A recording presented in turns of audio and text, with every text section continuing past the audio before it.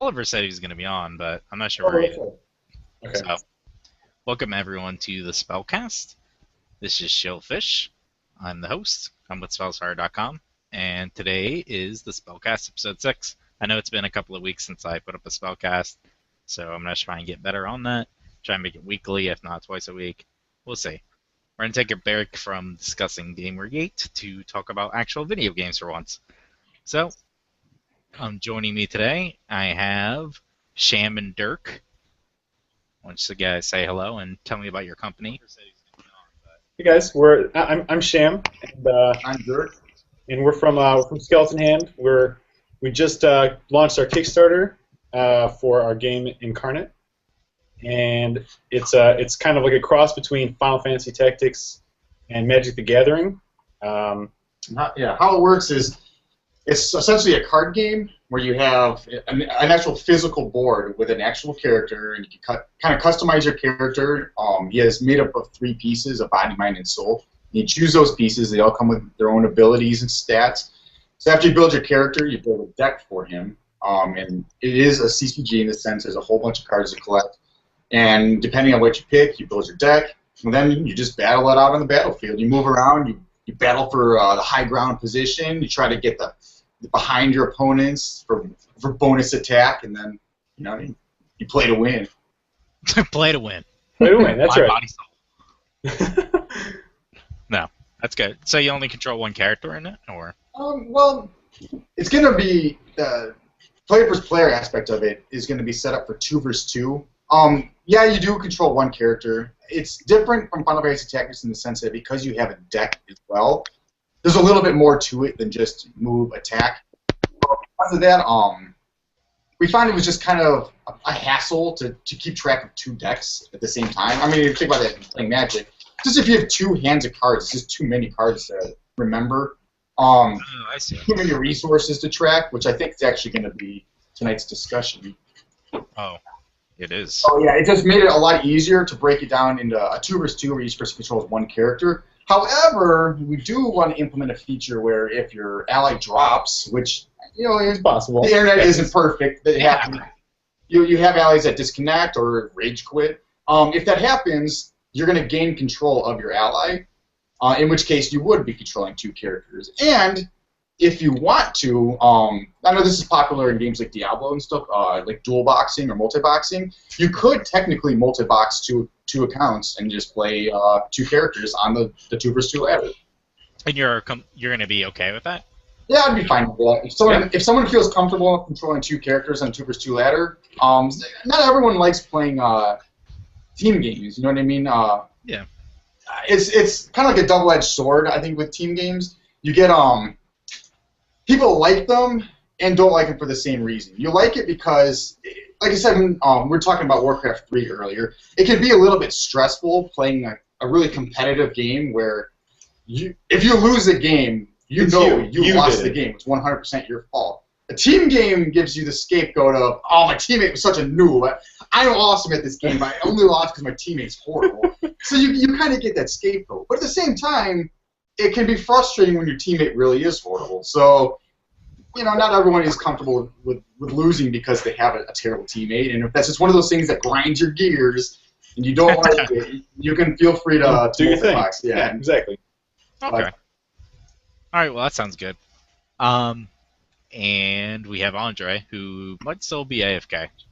I'm here actually. Hello everyone. Tell So me. I'll just introduce myself briefly. I'm currently making a computer game called, it's currently called the Gamergate game project. I know it sounds really dull. It's just a work in progress, the name of it. So the point of the game is to, in a sense, describe certain events that have gone on, I suppose, in Gamergate, using the medium of a real-time strategy / action RPG. Basically, the game takes place on the HoloNet, where you are running a massively multiplayer online game, and there are other people running their own massively multiplayer online games, and if you actually want to increase your audience, you have to go from room to room, each room representing, say, a game forum or any sort of server, whatever, and you have to impress the people there. You have to actually show off your game, promote it basically. through certain actions. And after you claim these rooms, of course, the developers of other MMOs will want to take them over, so they're going to come into these rooms and try to influence people there to actually change colors, so to speak, to join their own MMO. Well, you can also fight them, as in send proper troops on the internet to fight them. And your characters can basically do more of either glamour and impressing people or more of fighting.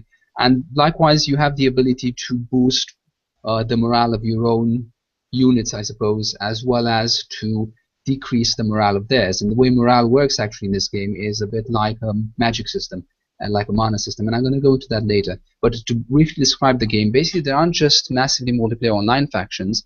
And this is how Gamergate ties into this. There are also certain, how do I describe them, journalistic factions. And there are also certain political factions. Now, each unit, what am I saying? Each character, because there are hero characters, quite a lot of them, as well as just individual units, have their own alignment.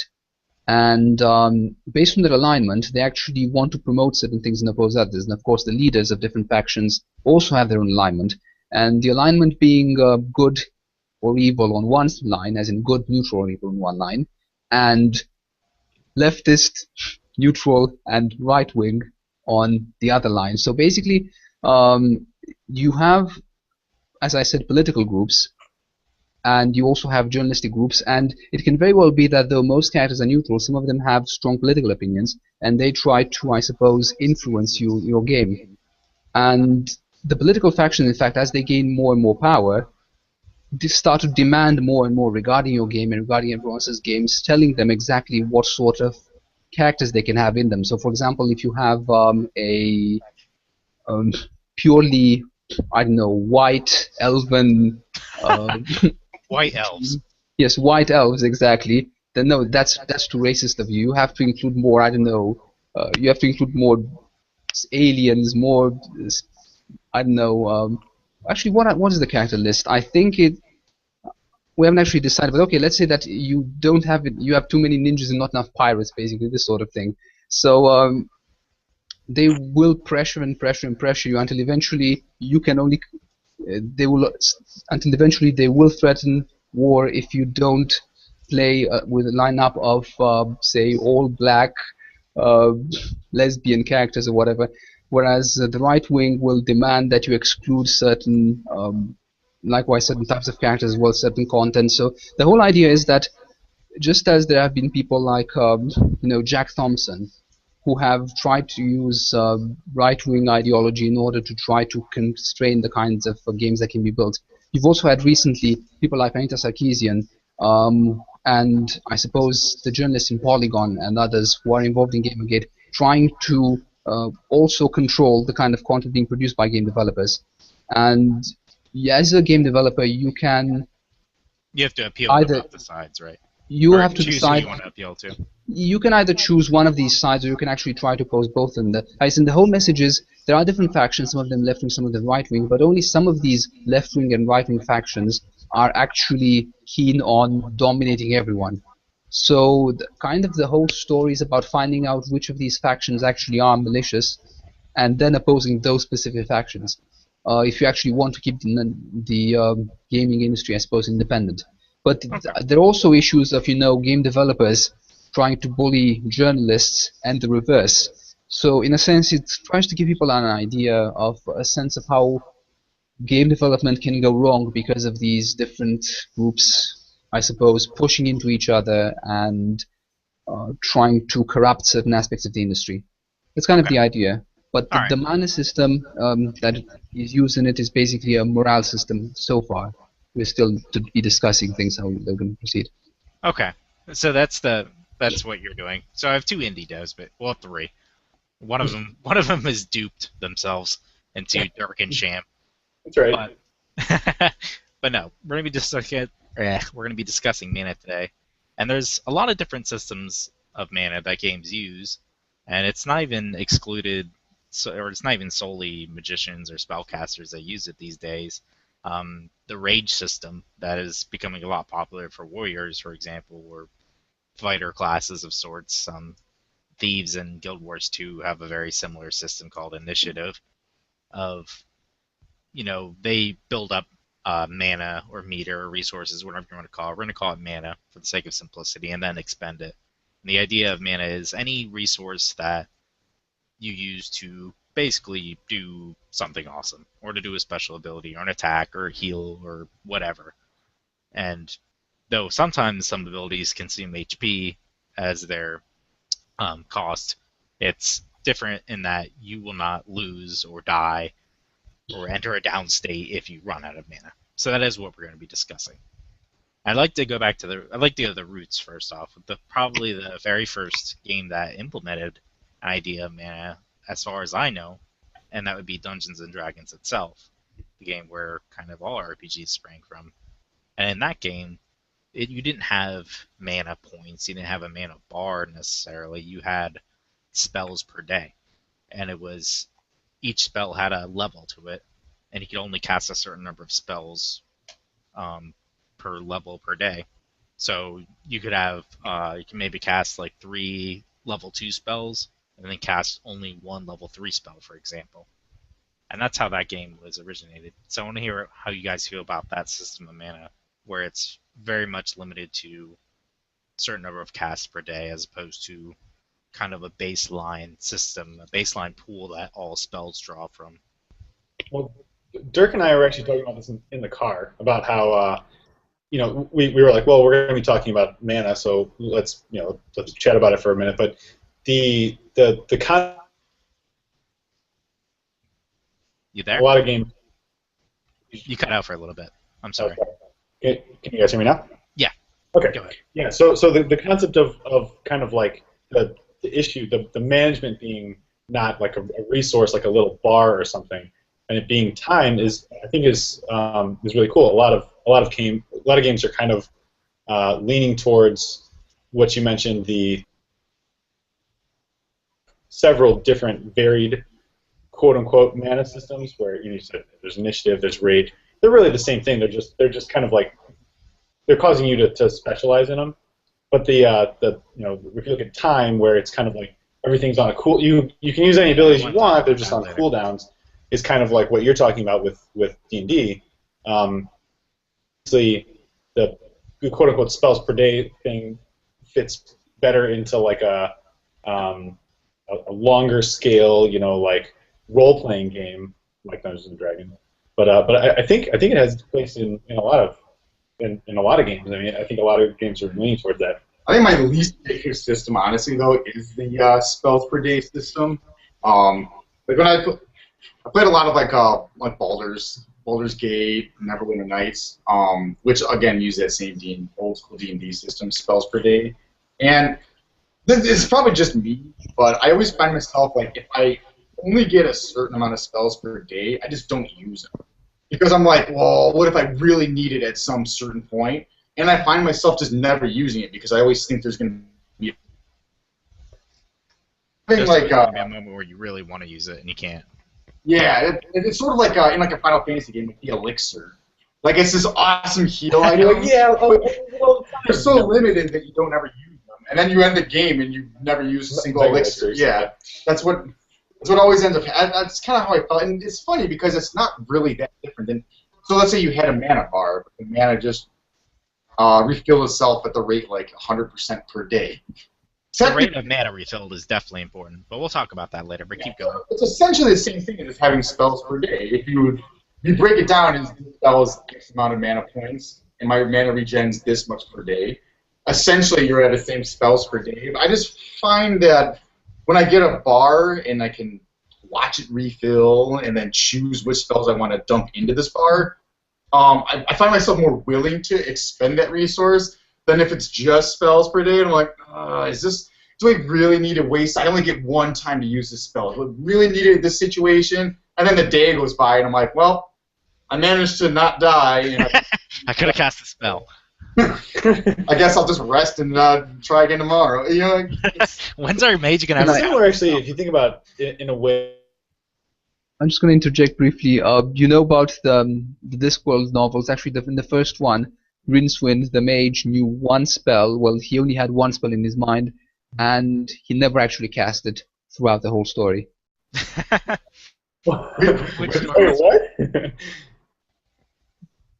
Yeah, that's basically the way it worked.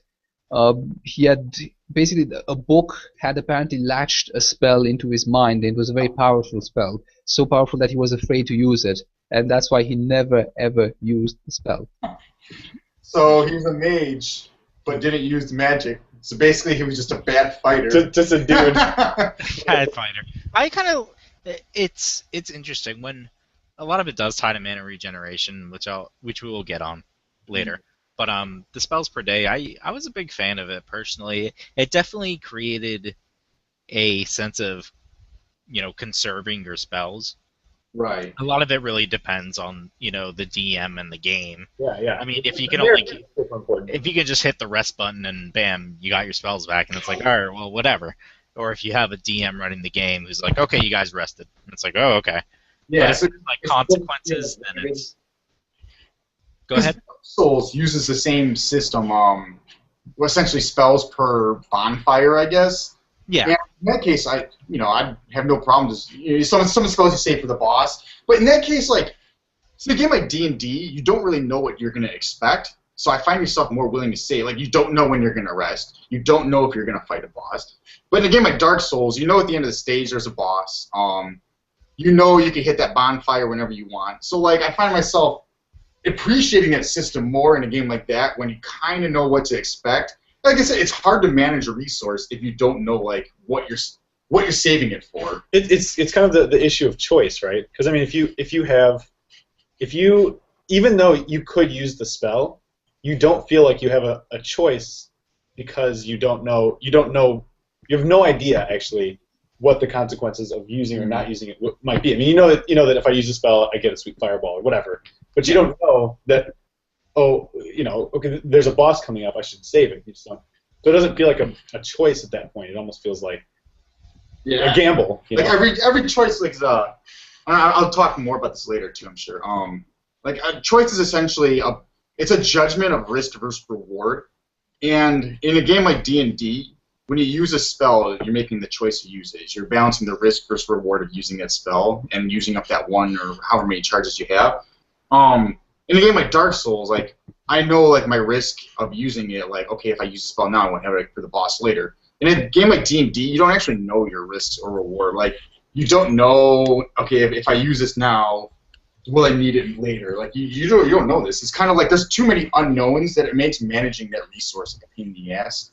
Whereas I don't know, I just find like having more information, I think it makes resource management a lot easier to make decisions. A lot more interesting too. Yeah.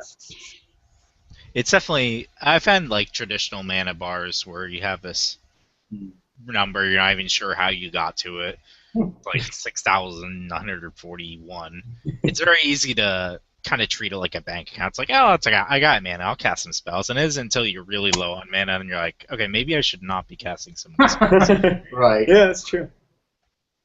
Do you have anything to say about the very kind of finite actions per day? Not necessarily cooldown based, because usually it is cooldown based. I'll give it that. When it's D&D, when it's like, all right, well, spells per day, it is technically cooldown, but a lot of games that do cooldown very much have a very flat, time limit. It's like, all right, look, 2 minutes is gonna pass before you use this. Not whenever you get to the bonfire, not whenever you hit the rest button, or whenever the DM lets you rest, which could be 3 human hours. Do you have any input about that system, Andre? I would just add that when we talk about mana, as it was so far the discussion about mana has been about mana as action points in a sense, or mana as a resource. When we talk about mana as being action points in a sense, and there being systems whereby you can only perform a certain amount of actions in a certain amount of time, I think it's interesting to look at this. If you, for example, if you have a, say, strategy game in which you can actually, how should I say this? In which you can actually set some of your units to have a better cooldown for certain abilities than others. There might be ways to tweak this sort of thing, in a sense, more elegantly than mana. So to give you an example, suppose that you have a game like Max. Have you any of you played the game Max? If not, I'm going to describe it very briefly. The old DOS real-time strategy. Yes, it's not real-time strategy actually, it's turn-based strategy, but the idea is that Max was a game that has a brilliant upgrade system. It had only a small number of different vehicles. I believe it was about 10 or something like 8, let's say, combat-related land vehicles and a lot of utility vehicles as well, and just I think 4 different air vehicles and a few sea vehicles as well. However, despite this apparent lack of variety, you had a very robust upgrade system whereby you could upgrade every different feature of these units, and it worked really beautifully well. Each unit actually pursued its role quite well. So the idea is that when you have different abilities that you could research, that you could develop, you could also be able to affect their individual cooldown times. Whereas if you were to just use a mana system, you could just upgrade units' mana at the end. I suppose you could also control the mana cost of individual abilities, but it wouldn't affect them quite so directly because there would still be a shared pool of them. So when you use a, I suppose, cooldown system rather than a mana system, you can actually, how should I say this, have far more control over how different abilities are upgraded, I suppose. Not just how balanced they are when you are just having them in an unupgraded state, so to speak. And I think that's an important consideration to make when you are starting out designing your system. Because if you do want upgrades, it's possible that if you have a lot of variety in your upgrades and they're not static, you can just upgrade any single number, then it would be probably more worthwhile to actually have a cooldown based system. As for spells per day and this sort of thing, it really comes down to action points per day, how should I say, or rather assigning certain actions, and it's really like equipping missiles, really. As in, when you have a vehicle and you say, I'm going to, instead of picking 2 Tomahawk missiles, I'm going to pick a big nuke, whatever, it's really a very similar thing. For example, if you have an aircraft and you get to decide whether you pick anti-ground rockets or anti-air rockets, this sort of thing, or whether you install additional single-use only afterburners or flares, it's basically equipping yourself, isn't it, with disposable items that you then regenerate instantly. It's really, that's what it is. Yeah. So as far as I see it, I don't know. I don't think I would use this sort of system, but that's because I tend to shy away from seeing. Well, I wouldn't use it in terms of magic. If I were to be using it on aircraft or whatever, I probably would be using it. But I tend to shy away from the idea of magic as being, I don't know, a tool in a sense, as being just an ammo belt of different kinds of ammo that you can then shoot out of your spell rod or whatever. I just see it in a very different way. I'd be actually happy to talk about this right now, regarding how, in a sense, how mana could work and how magic could work, in a way that's more thematic rather than being about just actions and action points. Well, thematic for what universe? Like thematic for your universe, or just thematic as magic goes? Oh, both thematic as magic goes, thematic as far as the universe goes, and thematic as far as the characters go and the story goes. Okay, well, let me bring up one thing before you. Of I course. thought they were talking about it. Cameron was saying that the difference between D&D, Baldur's Gate, and something like Dark Souls is that there's consumables that restore your spells per day, and that is that's a big deal when you can get these spells back, either through items or skills, or even just really short passing of time to get back these resources that you spent. It very much dilutes the dilemma of having to spend them. But I want to hear more about what you're going into now. Yeah, so I was saying basically how, if you really look at mana, it's pretty much considered a resource or a way to regulate how many actions you can perform of certain types within a game at a given time. So to give an example, there are games like Total Annihilation Kingdoms, which is based on the original Total Annihilation but in a fantasy setting. And if you played the original Total Annihilation, you would know that it's a strategy game, real-time strategy game, quite successful, at least in the 1990s, that had 2 different resources, one of them being energy and the other one of them being metal. Then they were both renewable. Okay, that's great. But then they moved on to Total Annihilation Kingdoms, which had only one resource, which was mana. So mana, in a sense, was like like gold in gold mines in Warcraft 3, or in this case, like metal and energy. Likewise, in Dungeon Keeper 1 and 2, you might remember this if you've ever played it, but in Dungeon Keeper 1, you did not have mana. You had gold, and you had to spend gold on spells. And it was only in Dungeon Keeper 2 they actually made a distinction between gold and mana. I think that's an important thing to note, because really it kind of shows how you can treat this mana as just being a resource. Likewise, in Populous, I believe it was pretty much the resource you had as a means to, how should I say this, to use your miracles. So You don't think it should be maybe split up to its own separate pool, kind of like in with Dark Souls leveling, how souls was used as currency and a level up. Something you feel that there should be more tied to something that's already established, like gold, for example, in the first dungeon keeper. Well, I just think that really it is the same thing in terms of, I suppose, its fundamental use. Or it could also be seen as action points in most games, but I tend to, in a sense, shy away from that. I don't really think that it actually contributes to the atmosphere of the game, to the story of the game, because really, let's just think about how people would perceive magic in the real world. If they could see it as miraculous, as things that are being done that would not normally be done, but they can also be seen as magic can also be seen as an expression of, I suppose, people's character, people's attitudes in a way that is supernatural. So, to give an example, when you have, I don't know, Zeus throwing lightning bolts or whatever, let me think of proper examples in fiction. There are plenty of stories, for example, in Star Wars, where the Emperor actually channeled his anger into shooting lightning at people, and in fact his face became warped by the process of him actually performing this dark magic. And likewise, how you had Jedi being able to heal because really they were using the tapping into the light side, if you see what I mean. So these people actually, for them, magic was a manifestation, a supernatural manifestation of their actual intent. And what you find is that in fiction in general, magic is a manifestation of your intent in all literature.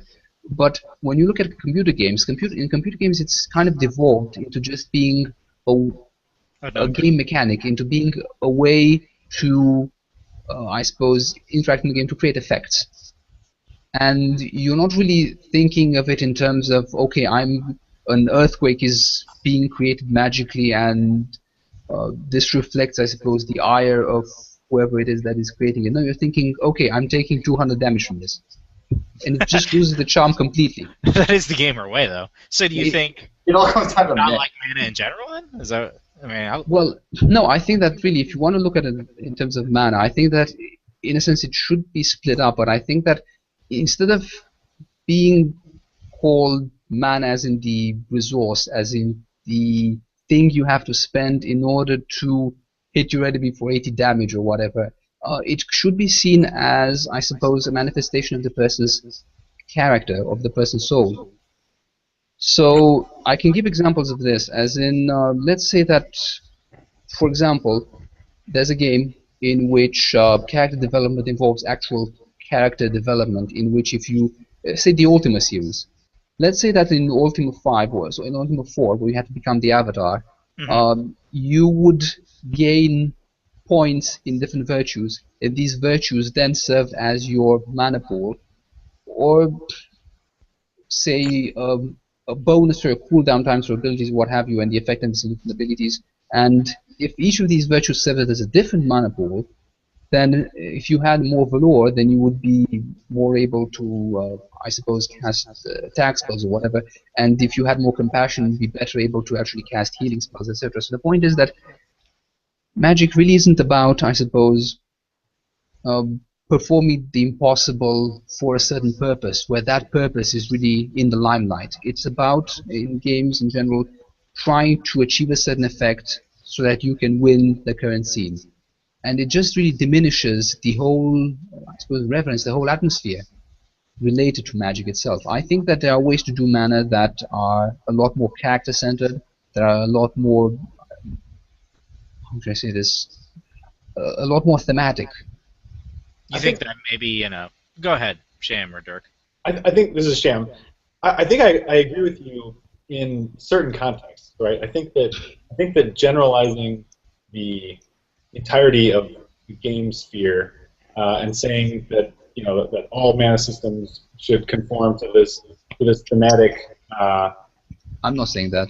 Realism. Yeah. Okay. So just to make sure, make sure that that's not the idea. I think that what you're probably saying, and I hope this is what you're saying, is that in games that you like to make, games that you enjoy, that is what they're trying to do. You feel that the magic is supposed to be something that has charm, that is interesting, and that is not just like this resource is expended, so this happened.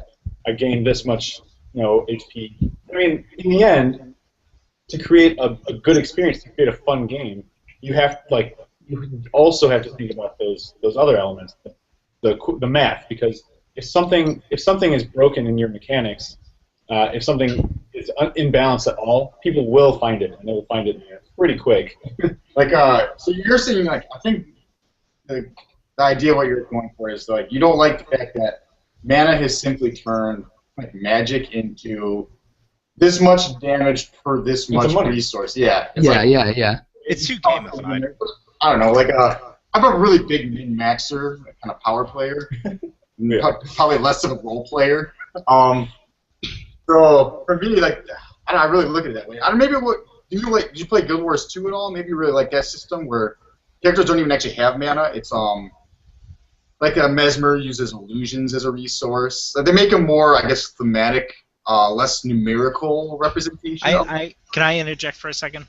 Yeah. Actually, with Guild Wars 2 for Andre, from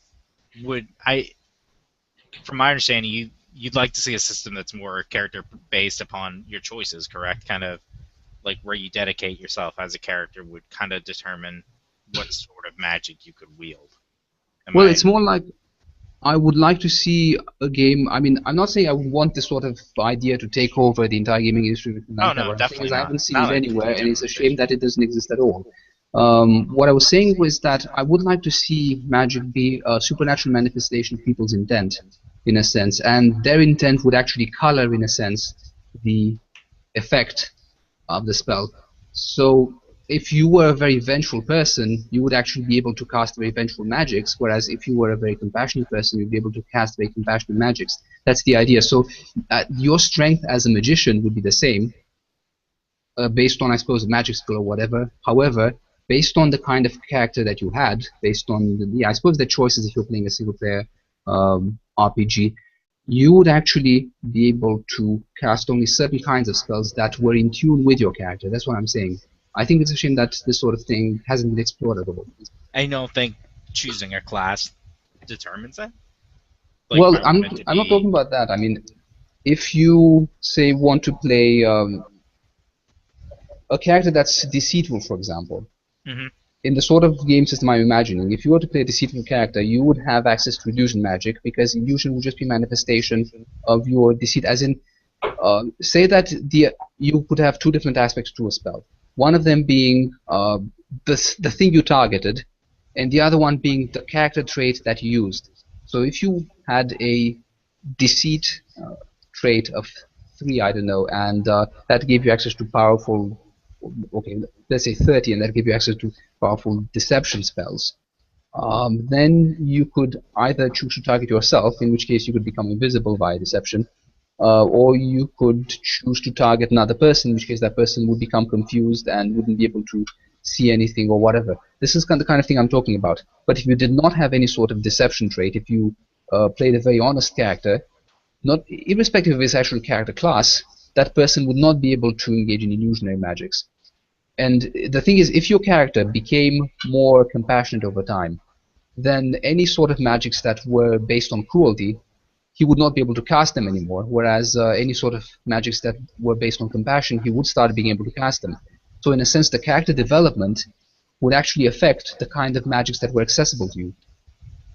What was that PS4 game that just came out recently? It was like it's kind of like this. You narrowed it down. Yeah, I know. It doesn't really help. It was the guy. Basically what you're saying, like as you do bad deeds, you get your magic changes into not magic abilities. I don't know. I'm not remembering it. It's like that prototype. It's like you know what I'm talking about. I don't know, unfortunately. I'm interested in this actually.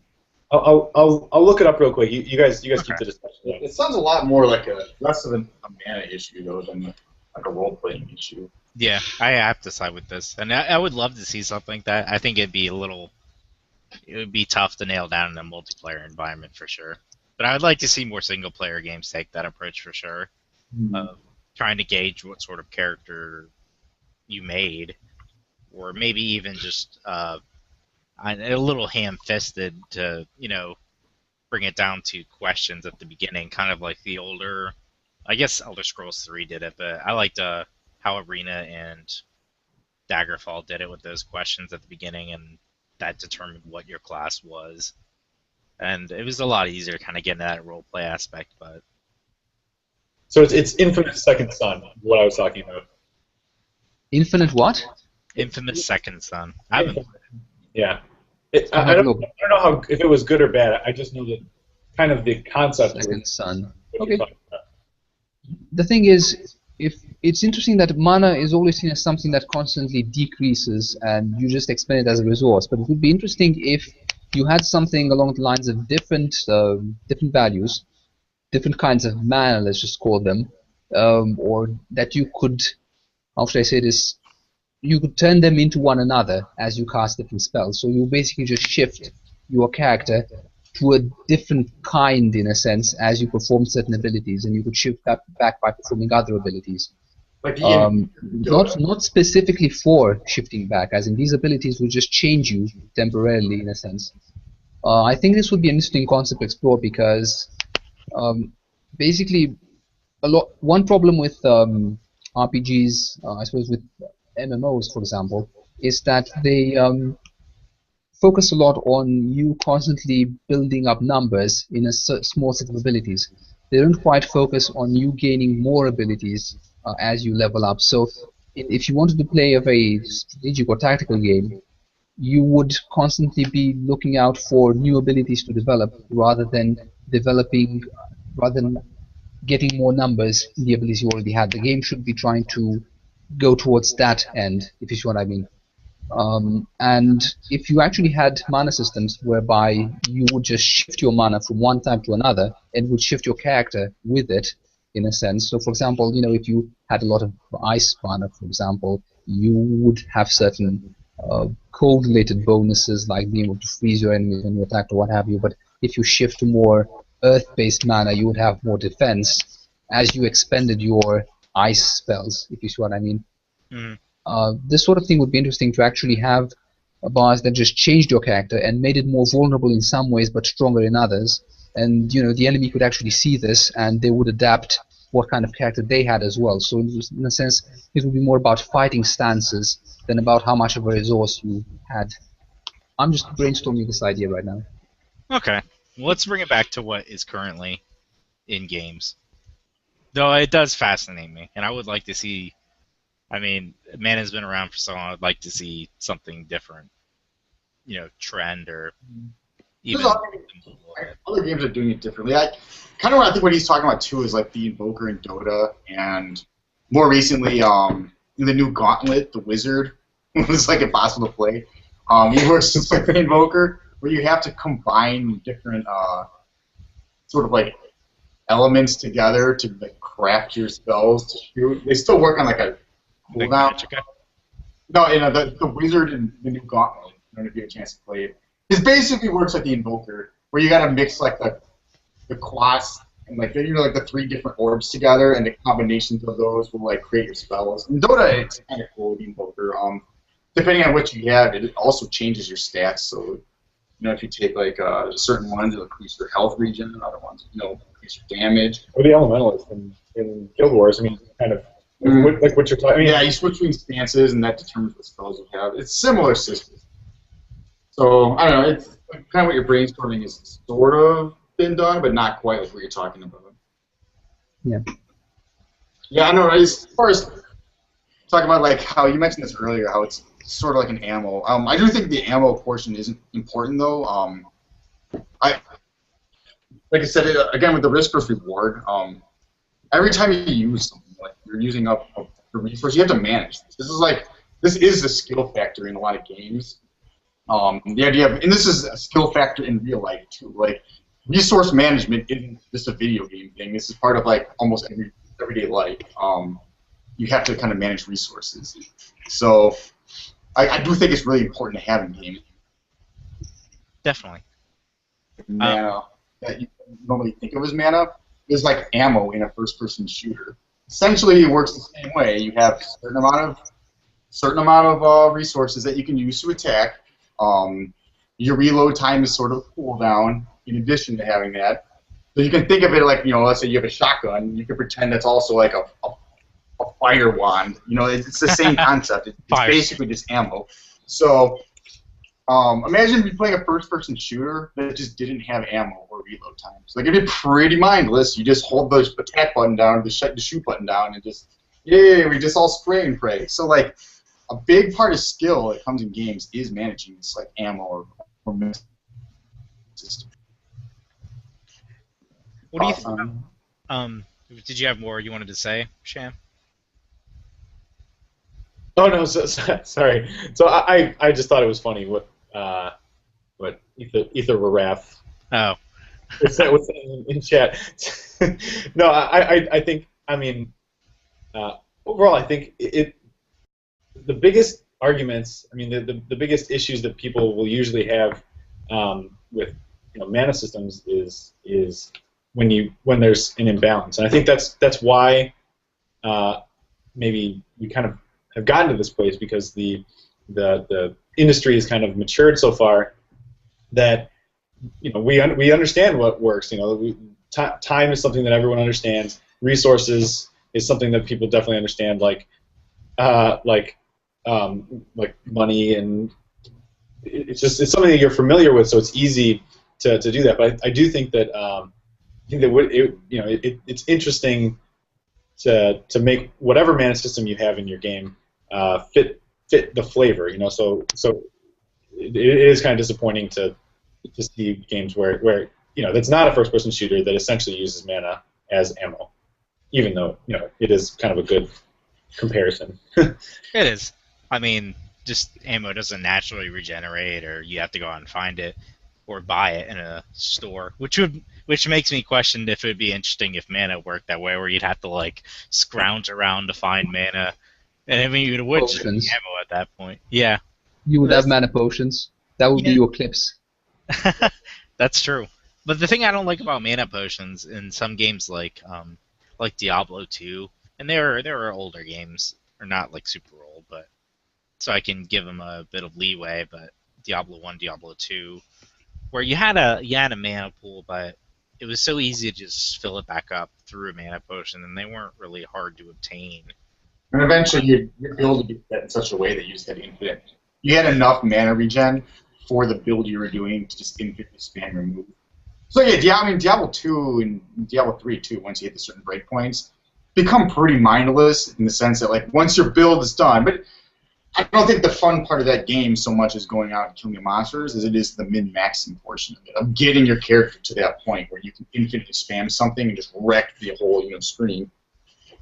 Yeah. So, it adds a different element to games, like I said, like the whole min-max, the math part that I think Andre doesn't like, or that takes away from the role-playing element. But the math part it's something I actually enjoy a lot. I love to min-max and to find these breakpoints where like you've reached that point of like perfect efficiency, where your guy just becomes this like machine. Where like normally this would have been a restriction for me before, but I built my character and planned it in such a way now that I no longer care about this resource. We won't stop playing Baldur's Gate so much. Yeah. We won't.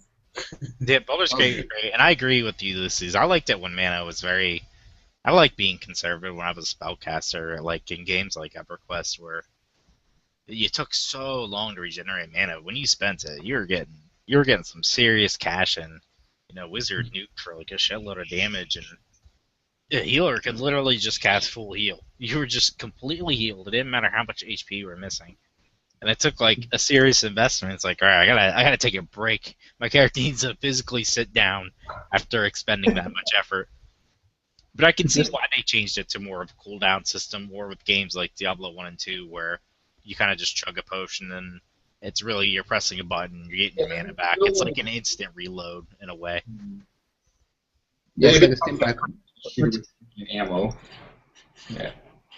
To just interject, you actually mentioned that I probably wouldn't like math in games. Well, it's not really the case. If it's a game like Torchlight or Diablo 2, I would be perfectly happy. I don't mean that. I meant is how it conflicts with it kind of takes away from. Oh no, I do. Listen, when I played Torchlight, I actually loved making a very high DPS warrior. It was my goal to make him so high DPS that he killed enemies before they even have a chance to hit him. It worked brilliantly well.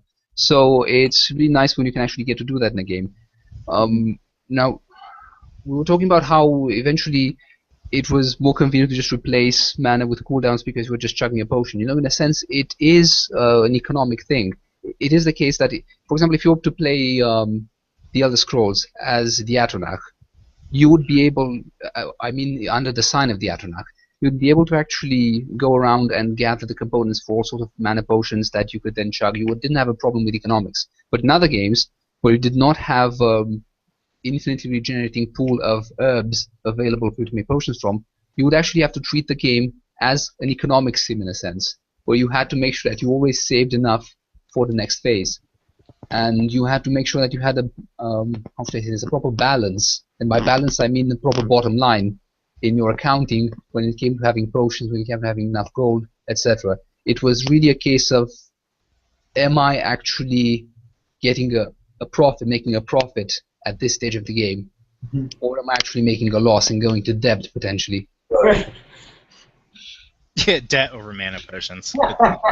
Yeah, that's a real thing. That's why you have to make that efficient. It really is. it does have to be official, I think. Yeah, to go into mana debt. Oh man, like listen, the gods are the ones that give you mana, and if you go into mana debt, you're in big trouble with them. they send the mana hits. They send the bailiffs after you, exactly. Divine Divinity, I played that not too long ago. In the very beginning, there is that very much that like economic crisis. It's like, oh geez, I don't have much money, and monsters don't drop mana potions that often, and it's very easy to have to use it because your mana pool is so low at the beginning. And it was really interesting. It was really fun when mana was. It's like, yeah, there's ways to just restore your mana very easily, but they were hard to obtain or they're expensive at the time. And it was a fun slope to tackle, to get to the point where it's like, okay, I'm fucking rich, I just go around to every town and buy out every merchant of all their mana potions. Yeah, and then it's no longer a choice to use like those skills. You just use it. Which actually brings you mentioned the cooldowns, I think, a while. Kind of towards the beginning of this, but we got sidetracked. It's okay. Long cooldowns versus short cooldowns. And someone in the chat just mentioned Final Fantasy 11, which reminded me of this. Final Fantasy 11 had like super moves that were on 2-hour cooldowns. Pretty lengthy cooldown. Wait, 2-hour cooldowns? Yeah. I don't remember that. So those are ones, again, where I just felt like, I'm not going to use this. Because there's always that moment you feel like if you use it, you're just wasting it because you probably need it later. So basically, you'd use it if the party was going to wipe. Everyone just busts their 2-hour cooldowns to try to avoid the wipe. Because in that game, if you died, you lost like a whole day's worth of progress. But yeah, I don't know. I don't like really long cooldowns because I just find that like it's just me personally. I prefer to do like shorter cooldowns that you can just still have to kind of choose to use it tactically, but you're not like using it isn't this like. I'm just haunted, like, if I feel like I wasted something. I don't know, like, again, I don't really like using mana potions in games, because I don't like the fact that I know I'm just throwing like, money away, that I feel like I just wasted. Like, I probably didn't actually get to use the spell then. Just wasted that. I got inefficiency. Can I ask you something, by the way? Sorry to interject, but if instead of mana potions, you had spell regens per day, would that be more interesting for you? As in, if until you rested, you had a certain number of mana potions that would refill magically once you did rest. If it was like a reliable system, that wasn't also like I don't like if it was like not random, like if you just randomly get them.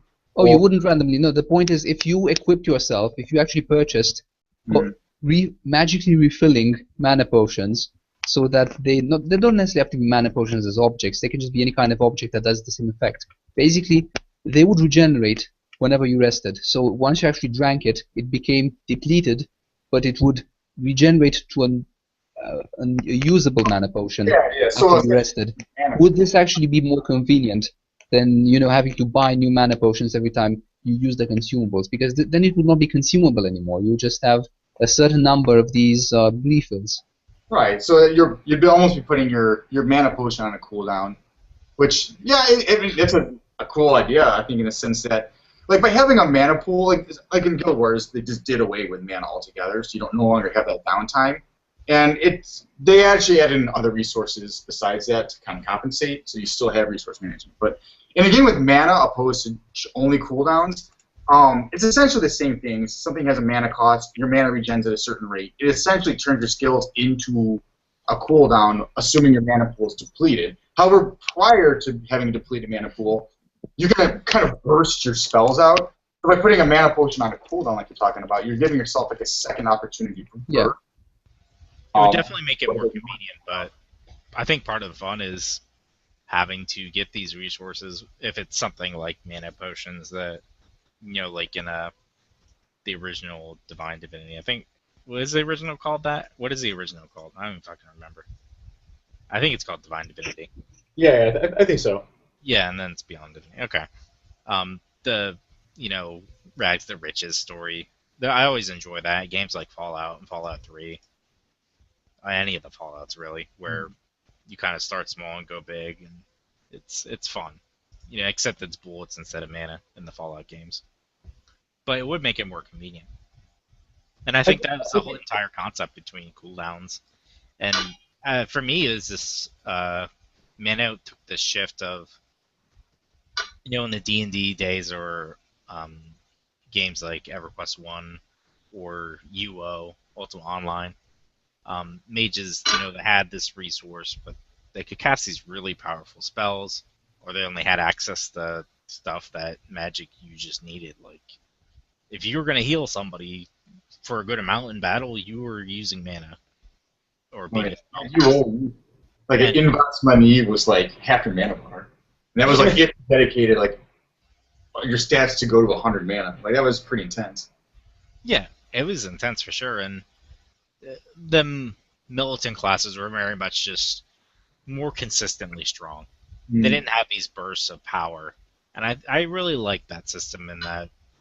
Yeah, I actually, because that's these stamina, and in Dark Souls actually, in Demon Souls you had a mana bar, but your mana actually had 0 regen unless you got items to give yourself regen.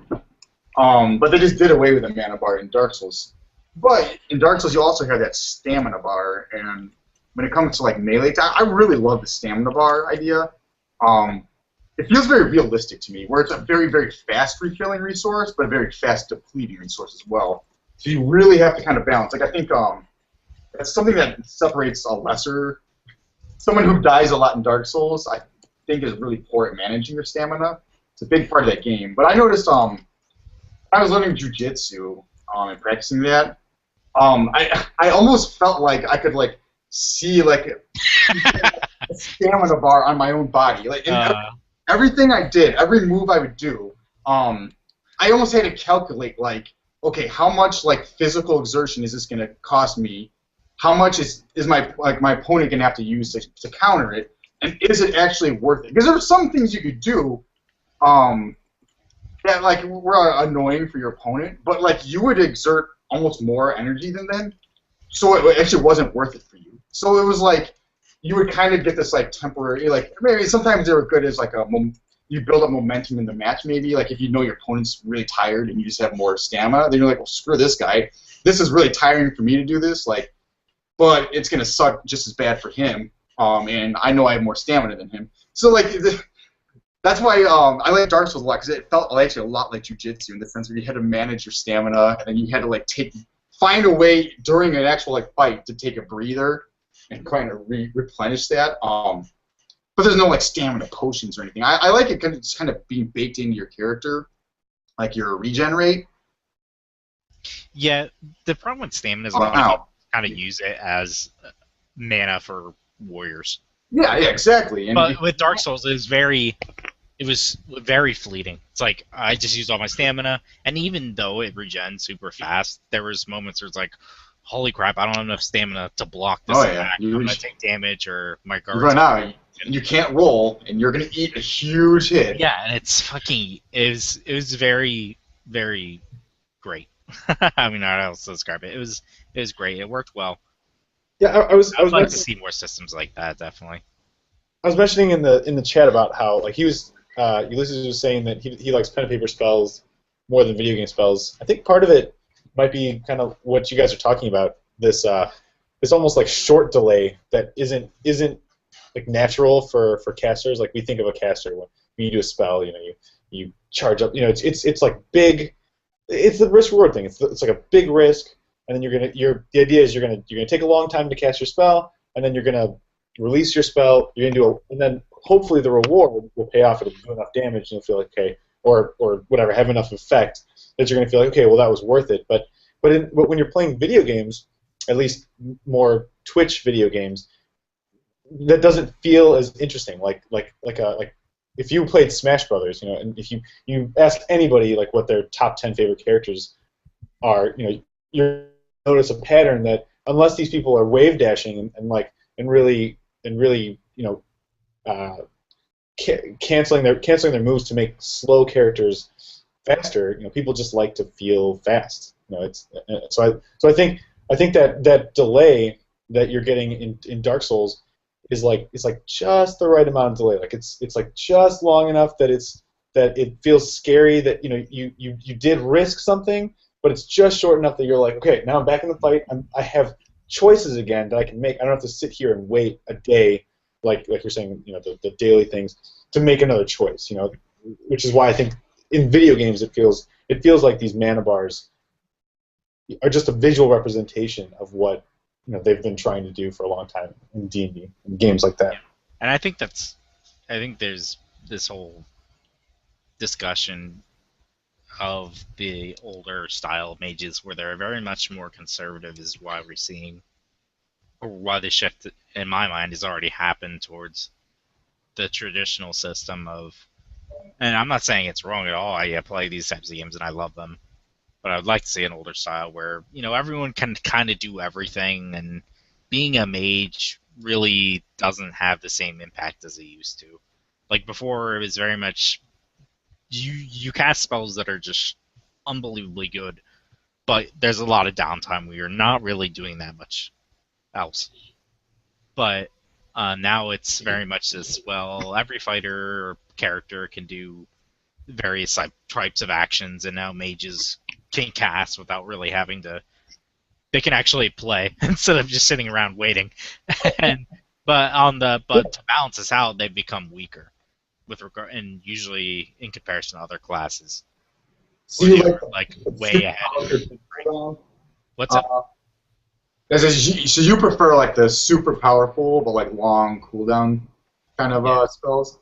I like those, yeah. I mean, it's a big like preference thing. Like so I've always preferred like a shorter. I like to have the more reliable system, I guess, where I can reliably pump out smaller amounts of damage rather than that one like uber burst. But I mean, I guess that's just different like play styles. Like even like with poker, I prefer to go on like small hands rather than all in on like one giant hand. It's kind of the same idea. I'll just interject and say that these different systems don't have to exist.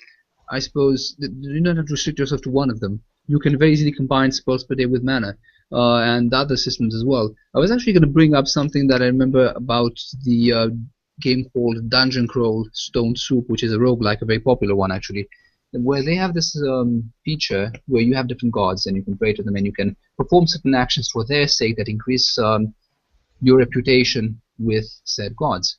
And there are different things you can do. For example, you can pray to the gods, and that kind of decreases your reputation because naturally the gods can be quite annoyed with having to be called upon all the time.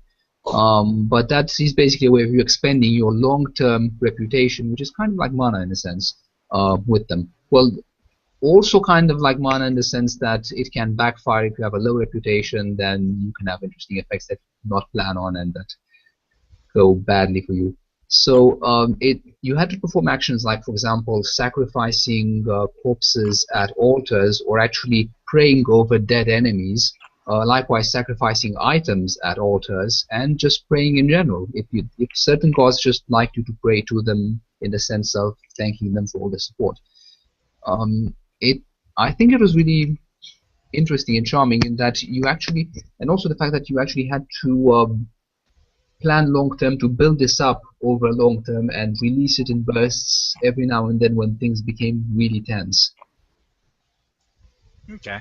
I I would love to see kind of a play on a system with regeneration, like maybe a character, a class, or maybe you follow a particular god or whatever, where you could only regenerate mana if you were in a region that's raining or something like that. I think that would be interesting. Don't really have that.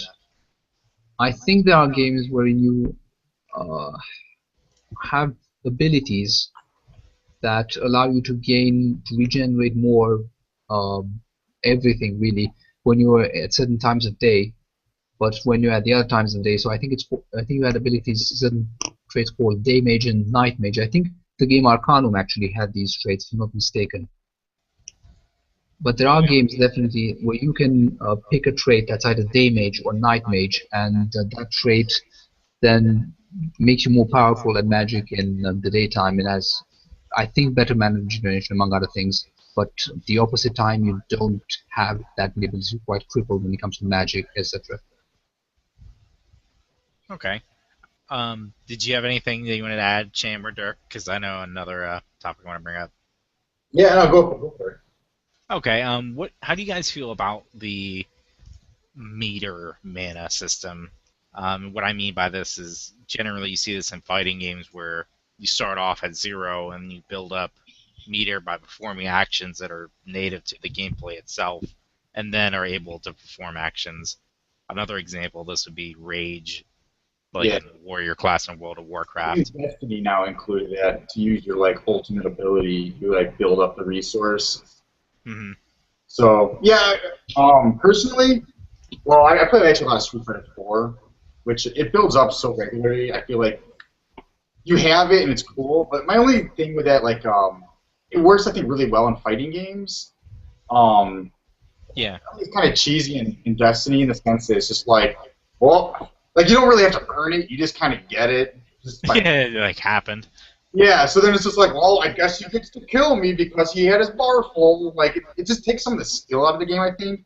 Like in, like in old school first person shooters, if you were like awesome, like FPS Doug, you'd go like 100-0. But in a game like Destiny, it's just like, oh, he gets his ultimate ability. I guess he's better than me. Like, outskilled. Like, he got his meter was full just by being in the game. So like, it does add really stupid things like that. By having this like. It's just kind of the inevitable, like, ultra that you get. It's just like, well, I mean, like, I honestly I feel like it's just there to, because there's no management, you just get it. It doesn't, you don't have to manage anything, it just rewards a bad player. It's like, here, every once in a while, you get to kill a better player. Yeah, it's like the noob tube. I mean, it's like from back.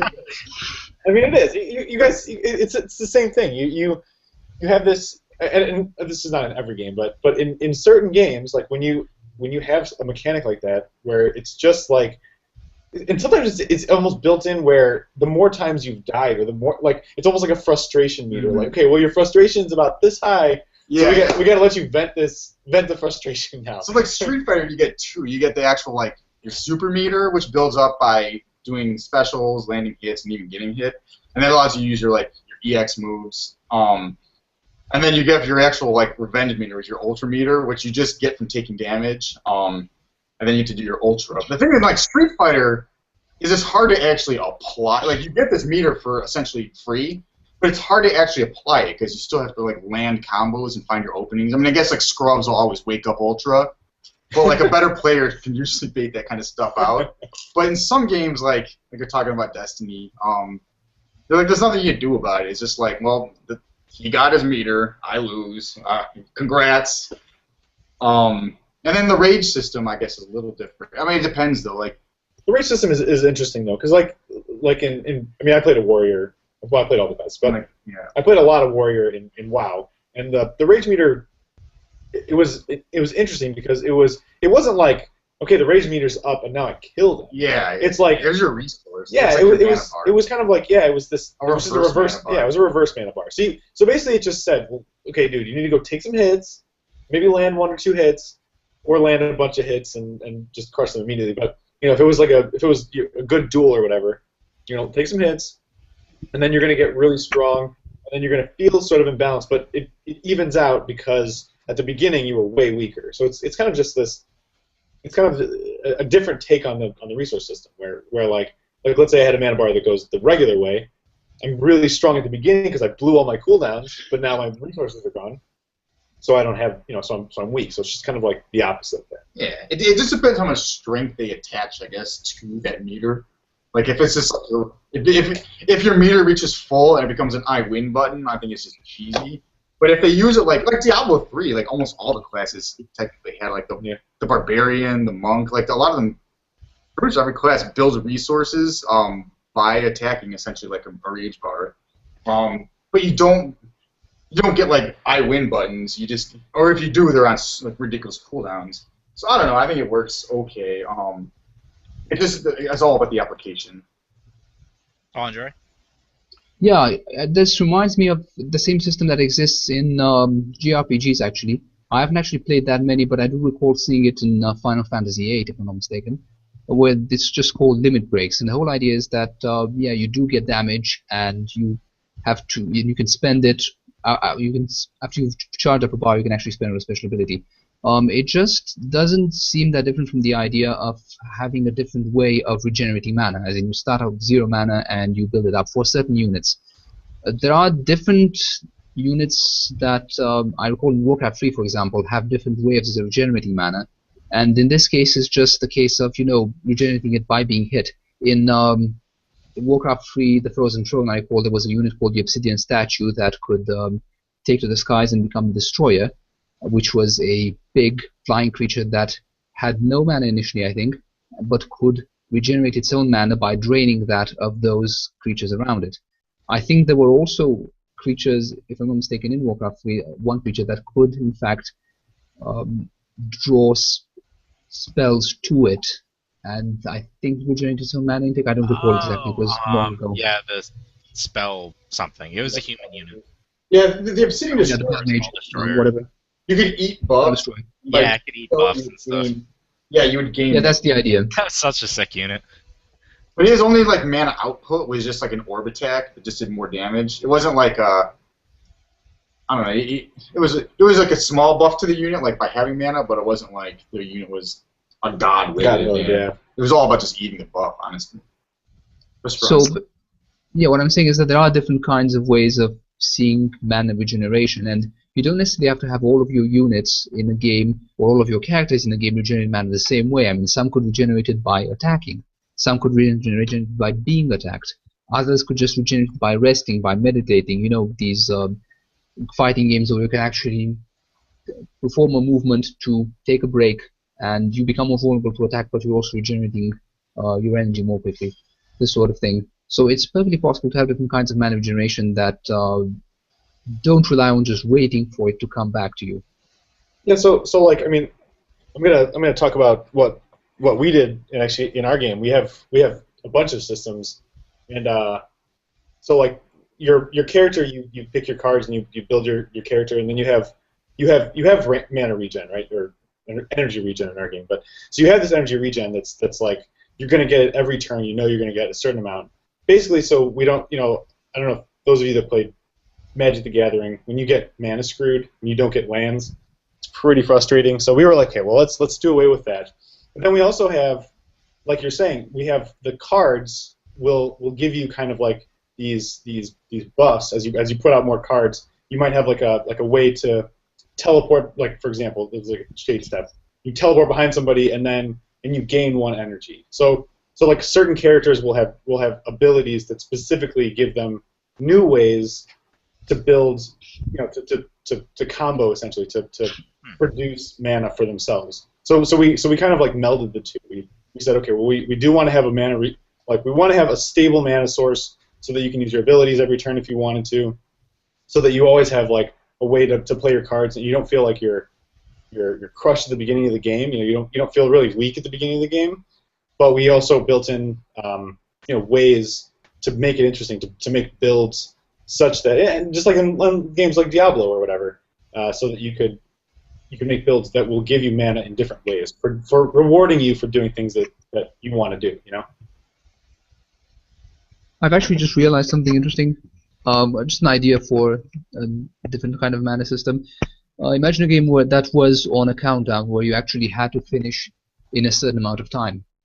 The mana bar could very well, as in the maximum mana pool, could very well grow over time as you came close towards the end game and towards just losing. In a sense, this sort of game would actually have a more balanced difficulty in that as you kept losing, you'd also get more mana. So this way, eventually, as you came near the end of the game, where you were very close to, ending completely failing, you had more resources at your disposal to actually win the game. Yeah, I think my biggest issue with the, I guess, meteor or perpetual mana system is that there's a lot of just abilities that are just locked until you hit a certain progression in the encounter or combat or whatever it is you do to generate resources. And it just always strikes me as odd that I couldn't do my execute move because I didn't have enough rage or whatever. I think I'd much rather have a system where I'm at full strength going into a battle already. And it just doesn't feel like that much of a build-up usually. It kind of feels more of not really too much management either. More of just kind of building up to where I can get the point to where I can do what I actually want to do, as opposed to just doing it from the get-go and enjoy It's like Guild Wars 2 a It can lot. be annoying. I enjoyed Guild Wars 2 for a bit. It was fun. As for raid, I never played a raid though. I played engineer. Oh, can you repeat that again? Guild Wars 2 was okay. I didn't play warrior. I played an engineer. Yeah, I loved all the different. engineer. I feel like that was a really good way of getting rid of the whole bar of mana idea or the mana pool and finding alternate ways. I feel like Guild Wars 2 probably did it one of the best by adding in other resources. My two favorite classes were Elementalist and Mesmer. And the Mesmer, like I said, if your resource essentially is illusions, and as you get more illusions, your spells get better. But you also want to have more illusions because your illusions kick ass. They trick people. Yeah.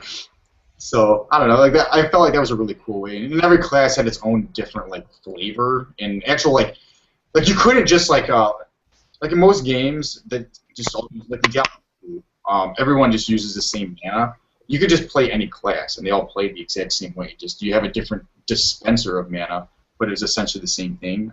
Guild Wars was really fun because if you try to just make you can make a level 80 character for PvP. So you just made a character and jumped in. You're probably gonna suck with that class if you didn't know it because you had no idea how to We actually had to learn how to play that character by managing his resources. It was a cool system. Yeah, it's funny. We were talking about it almost as like a skill cap raiser, or less a skill cap raiser, I guess, and more like a specialization, forces you into specialization.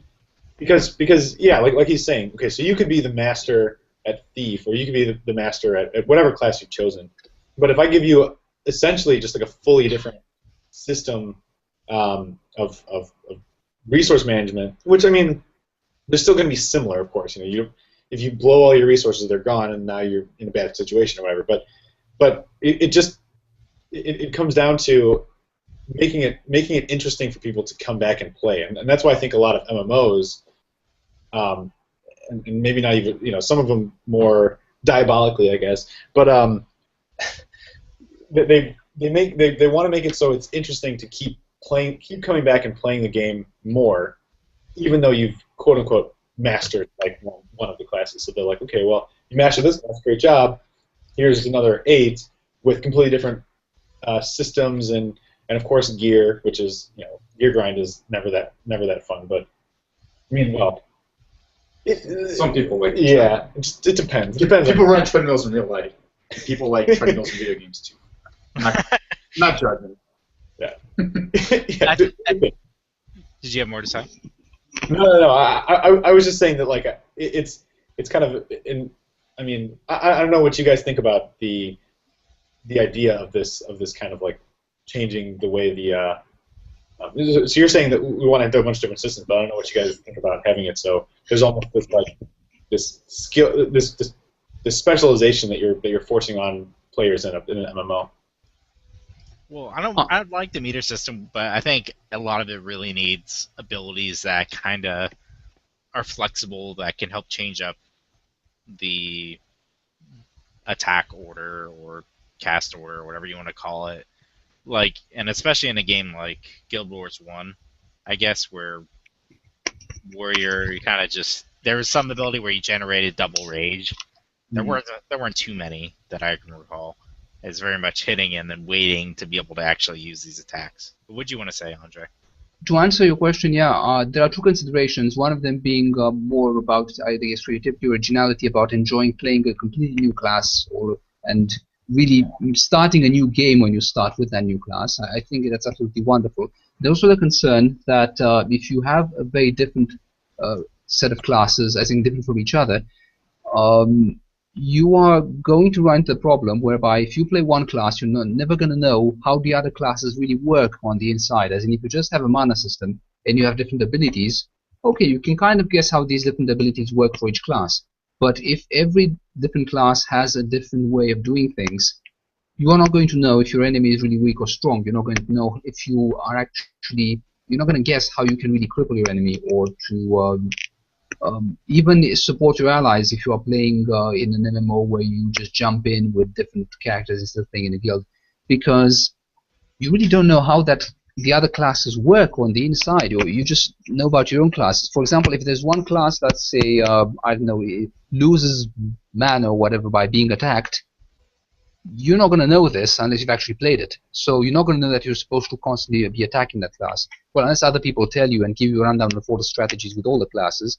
But if you learn these things, you might as well be playing all the classes anyway. The effect of actually exploring new things when you start a new class kind of disappears in that case. So there can be that problem. But I think the idea of each class being its own thing, each class having its own mysteries to explore, each class, I suppose, giving you an original experience is a very nice thing. I think that more games should take this approach. I certainly try to make everything original when I can. I mean, I'm bothered in RPG games where you have different races that don't amount to many differences. But if you have in an RPG, in an MMO especially, a race that can swim, that's amphibious, a race that can fly, and a race that can, I don't know, burrow underground or whatever, you've already have some very different dynamics there. You've got a different experience for each different race, and I think that having the more experiences, having a greater variety of really games within your game, in this sense, is really great. But I love originality in general, so that's just my approach. Yeah, I mean it makes sense. It's funny. Yeah, I don't think there's some mana epidemic going on. See all the class. You're cutting out a lot. Sorry. Oh, sorry. What were you saying? Yeah, I think you just said essentially what they want out of you, from an MMO perspective, which is they want you to play all the classes. They want you to go, oh my god, all right, I don't understand how engineer works, so I guess I'm gonna go play an engineer for 15 minutes. Yeah. Yeah. The game I'm currently playing is making me do that. What are you playing right now? I'm playing Final Fantasy 14, so making me play a lot of the classes, and I enjoy it. Certainly, I actually got into that. It's have you leveled like pretty far? We only got to like. Yeah, I'm still a newbie. I just unlocked White Mage, so. Well, yeah, the game, I don't know, so torn on it. Like it's pretty fun, but I don't know. I feel like that model of MMO, like or that recipe, it's just been done to the point where I can't do it anymore. Like I put a couple months into Final Fantasy now, like because it's a very charming game. The music, the graphics are amazing. Yeah, it's gorgeous. The music is so good. the story is like kind of cool when you're not doing chain quest after chain quest after chain quest, but yeah, it's just the chain quest in general. Like I Well, let's not talk about too much about MMOs. Okay. We'll talk about that next week or something, maybe. Yeah. I'll try to bring the spellcast will be more about games or game mechanics. Sometimes it's news, sometimes it's Gamergate. But is there any closing thoughts you guys have about mana or any other topics you'd like to discuss, or anyone in the chat? If you want to throw up something for us to chat about, just throw it up now. What game do you think did mana the best? About that? Well, I'm very biased with Dark Souls in the sense that it uses both systems. You get the really fast refilling like stamina bar, which kind of serves as like your mana for all your basic actions. And that's a fast, like you said, fast gaining but fast fleeting. So you have to make really careful management of that because your bursts where you can do an attack combo, your roll, but once you're out. I think you're cutting again. You're breaking up. Once you're out, you're screwed. You're damaged. The really strong spells, like in Dark Souls 2, you get like Forbidden Sun, where you only get like, depending on how you build your character, like between 1, maybe like 5 casts of this spell, but the spell is like godly strong. So you got to be really conservative with it. So I like the Dark Souls system a lot. You get kind of the best of both worlds there.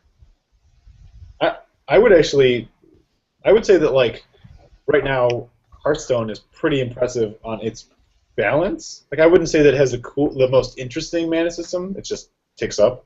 Like you get 1 and you get 2, and they've got the coin and that kind of stuff. I don't know if you guys play Hearthstone, but it's a online Blizzard's card game. Man, you guys are cutting out all the time. Is the coin. But from a balance perspective, I would say that it's one of the more balanced, with the exception of what's the card that's pretty much in every deck at this point? Hearthstone. Sludge Belt. So yeah, Sludge Belt. I mean, there's a couple actually really next Ramus, but the newest set of cards kind of like threw off the balance. But for a long time, from my perspective, the most important thing in a card game like that is going to be balance. Like if you feel like you weren't cheated out of something because you got screwed from, you're never going to get mana screwed. That just it can't happen in Hearthstone, and you're never gonna, or most of the time you don't feel like, okay, well, this people is just better cards, so I lose. I like what Cameron is mentioning too. This is actually another one of my favorites. The meter mana system in Diablo, how it can change with items. I really love. Actually, I like this more than Diablo 2, and some people would burn me. You're getting I do like the way you get the meter management, where when you first make your character, you have to be kind of careful using your abilities. Like, okay, I can only use like I had a monk. I even did this before the expansion. You can only use Cyclone Strike so often because it's a pretty expensive spell. It uses a lot of spirit. But then once I got I got a whole bunch of like resource reduction on my Cyclone Strike, and then I got enough spirit per second in my build to where I could infinitely cast Cyclone Strike. And then I just love how items can drastically affect the way your character's played, where Cyclone Strike normally was just like once per encounter kind of move. Then that was literally my left click, just boom, boom, boom, boom, boom, boom. So it's kind of a cool system too. When you get items and stuff in the game that allow you to build your character in such a way where you hit break points, where like this meter management, all of a sudden it just turns into like a CM. Yeah, right. CM CM wizard. So yeah, go ahead. Yeah, go ahead though. I just want to point that out. I agree with Cameron. Go ahead, Andre. Yeah, I think I'm going to mention the best and the worst mana systems I've encountered. The best being the one in Arcanum, which was a game released, I think, in 2000 or something, sometime around that period. It had, instead of mana, fatigue. And the benefit of having fatigue instead of mana is that you could lose it in a lot of ways that you couldn't lose mana normally. If you try to run away, you would lose fatigue. If you were hit, especially, you would lose fatigue. And being hit, it actually meant you losing spell points in that game, because fatigue was spell points. And that meant that a mage character was vulnerable to being attacked by a fighter who charged up to them. Naturally, they were strong at a longer range, but they became quite weak at close range because of the fact that as they were being chopped to bits, they were also losing their mana reserve. Also the fact that after you had depleted your mana reserve, if you kept casting more spells, you could end up fainting, which put you in a very vulnerable position. I liked this fact, and I liked the idea of, in a sense, using more and more spells, incapacitating you more and more. That's the idea. So the game that I found to be the worst in terms of mana had to be Ultimate. And that's because it had these really beautiful magic systems that were completely unrelated to mana, that were put on top of its mana system. So as far as I can recall, the only kind of spells that really required mana and nothing else were the spells from the air school, and most of them you would naturally never be using throughout the game. The other ones involved a lot of interesting things. For example, you can create magical items if you're in the fire sphere by placing different objects on a pentagram and lighting candles, making a ritual. So there were all sorts of interesting ways to do it and to cast spells, and they put mana in it, kind of as an afterthought, kind of, because it was the Ultima series, and the Ultima series had mana in the past. But it was just superfluous. It was mixed in rather badly with the rest of the magic system that existed. So my point of view is that a good mana system actually tries to make wizards into proper wizards that are not effective when it comes to being attacked by fighters, that can lose their ability to cast spells when they're being attacked. And a bad mana system is one where you try to mix in mana with other ways of making magic, where you haven't given a lot of thought into how they blend together. That's my take on good and bad. Not to sum it up, I'm just adding things. Oh no. Anything you want to say here at the end is good game. I don't know. But I will say that I don't. I think that having a mana meter is just too simple. I don't generally like things that are so simple and I suppose overdone. I prefer to always try and experiment with new things, which means, of course, that any system I design would probably be a bit imbalanced. But I don't necessarily see that as that much of a problem, because if it's an indie game, even though it's a bit imbalanced, people are not going to be spending the rest of their year, experimenting with it, finding all the imbalances and becoming absolute masters of it. They're probably going to be spending 8 hours or 10 hours on it and just, ending the game and yay, winning. So I can afford imbalance in a sense. I would rather make my game more original at the expense of more balance. So that's why I don't particularly like mana meters, this sort of thing. But anything more complex than that, I certainly appreciate. Okay. I'm going to say my favorite mana management system is managing your jetpack and tribes. So. Yeah, totally. Old tribes. The classic. It's such a classic. Oh man, it's been years on that game. It's so funny. Yeah. No, that's a pretty good call. I wouldn't have even thought of that. How does that work actually? I never played it. The next spellcast devoted to tribes. No. Okay. I was expecting you to say that the next cast is going to be devoted specifically to the jetpack and talking about its wonderful mechanic. In games?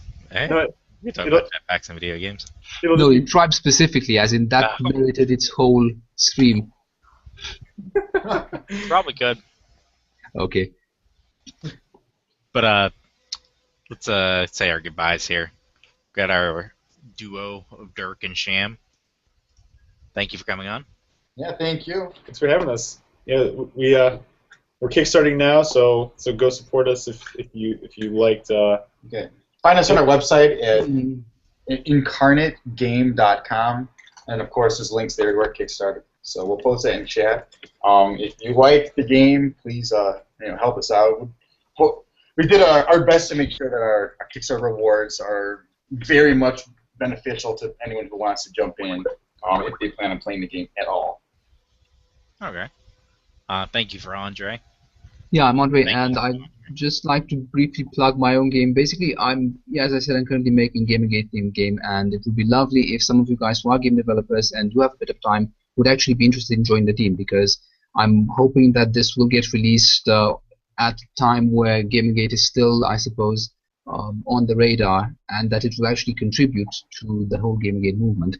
So if you want to join in, by all means, you can find me as Coding Teddy Bear on Twitter. Let me just write this down. So coding teddy bear, Okay. and looking forward to talking to any of you who is interested in actually taking part in this. Well, thanks for having me on the stream. I'm hoping also that it was very informative to everyone, that people actually were inspired in a sense to come up with new ideas for their own mana systems, and that they got a few ideas about what works and what doesn't in the ones that currently exist on the market. Oh, I enjoyed it. I had fun. Yeah, thanks Um, for that. no worries. I will do another show in the future. I don't know what we'll talk about. Maybe Gamergate, or maybe something related to games. Yeah. The Gamergate is. But thanks to chat. This has been your host, Shillfish. I'm with spellflinger.com, a site that is not up yet. It says next week, but that secretly means we don't know. So I will make an announcement when we do go live, but it's going to be a community-driven site where any user can submit articles, and they will be featured on the front page so long as I give the thumbs up, which I'm not going to be a stickler. I'm just going to make sure it's not like blatantly illegal or anything like that. It doesn't matter if you want to cross post from a blog that you already have or some other source of writing, so long as you verify it with me so you can get credit for it. Also, if you do streaming or if you have a YouTube channel, you can also plug that there on the site or put your videos there as well. That's completely okay with us. And it's just all about trying to create a community that is around video games. So, thank you for listening and stay tuned for the next spellcast. See you, everyone. Thanks, man. Bye.